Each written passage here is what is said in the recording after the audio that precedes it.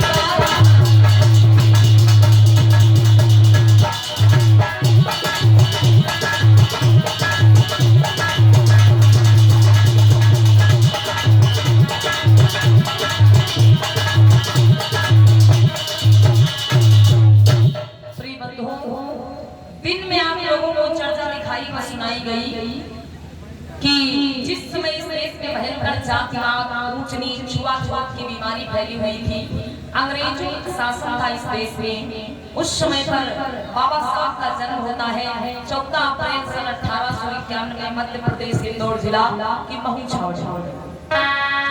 और ध्यान देना है माताओं बहनों, जब बाबा साहब लगभग 5 वर्ष के हो गए, 6 वर्ष के हो गए, तो एक दिन वो कुछ बच्चों को स्कूल जाते हुए देखते हैं। और जब कुछ बच्चों को स्कूल जाते हुए देखते हैं तो अपनी माता भीमाबाई से पूछते हैं, भैया ये बच्चे कहाँ जा रहे हैं? माता भीमाबाई बताती है कि बेटा ये बालक स्कूल जा रहे हैं, ये बालक पढ़ने के लिए जा रहे हैं।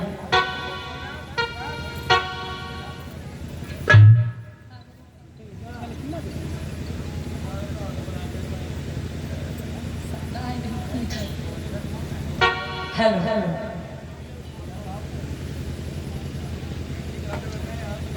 ध्यान दीजिएगा, बाबा साहब जो कि बहुत ही छोटे हैं और अपनी मैया भीमाबाई से पूछते हैं कि मैया हमको स्कूल क्यों नहीं भेजती? तो माता भीमाबाई ने जवाब दिया, अरे बेटा इस समय पर ऐसी व्यवस्था है कि हम लोगों को पढ़ने लिखने का अधिकार नहीं है। भीमराव थे तो बहुत छोटे, लेकिन जिद कर देते कि मैं पढ़ने जाऊंगा और जरूर जाऊंगा। जब तक मुझे पढ़ने नहीं भेजोगी भैया तब तक मैं खाना नहीं खाऊंगा।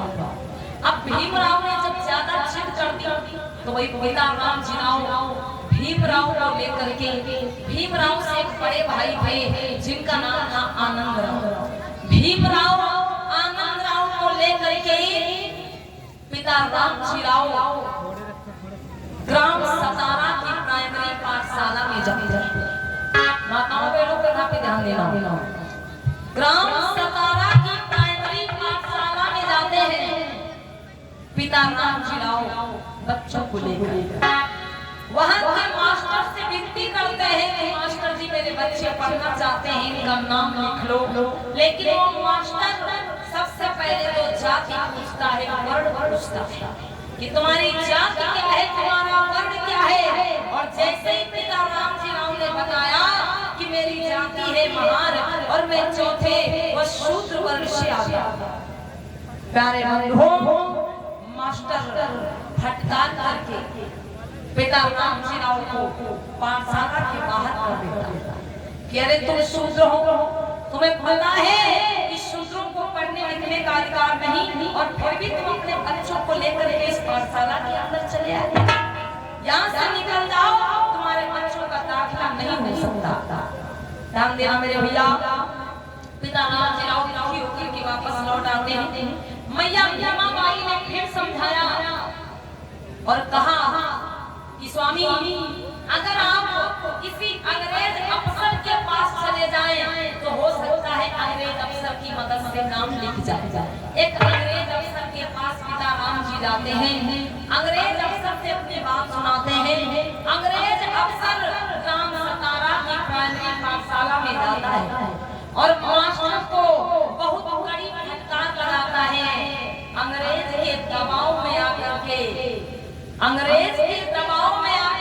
मास्टर ने नाम तो लिख लिया, लेकिन उसमें कुछ शर्तें रखी।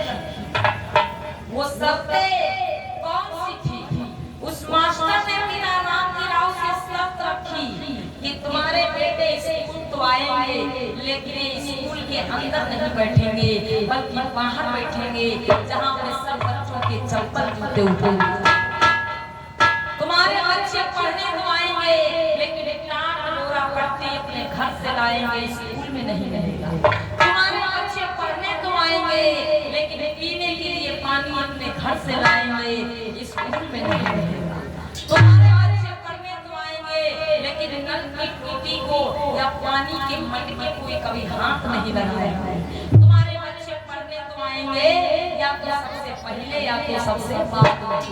छुट्टी होगी या तो सबसे पहले चले जाएंगे या तो सबसे बाद में, क्योंकि अगर ये सब बच्चों के साथ जाएंगे तो इनकी परछाई दूसरे बच्चों पर पड़े। माताओं बहनों, जिस समय बाबा साहब का नाम लिखा गया, ये शर्तें रखी गई। तुम्हारे बच्चे पढ़ने आएंगे, लेकिन बाहर बैठेंगे, स्कूल के अंदर नहीं बैठेंगे। पट्टी अपने घर से लाएंगे, स्कूल में नहीं मिलेगा। इनको पीने को पानी भी स्कूल में नहीं मिलेगा। अगर कोई दूसरा इनके हाथ में पानी डालेगा तो ही पानी पिएंगे, अन्यथा अपने हाथ से नल की टोटी को नहीं छुएंगे।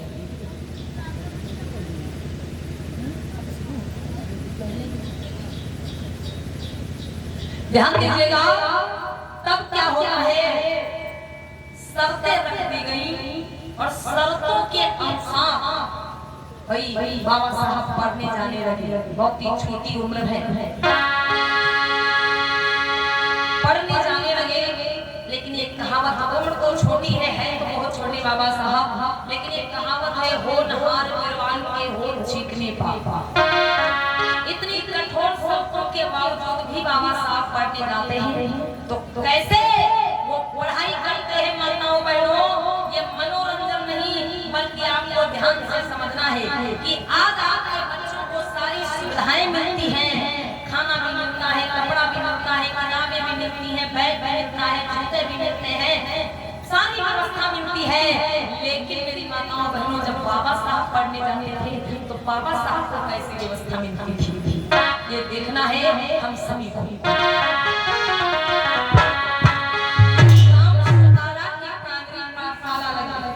लगी हुई है और किस प्रकार से मेरे भैया चपरासी विद्यालय में आता है।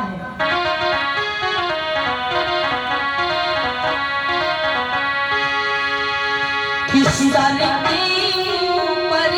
रख कर लगी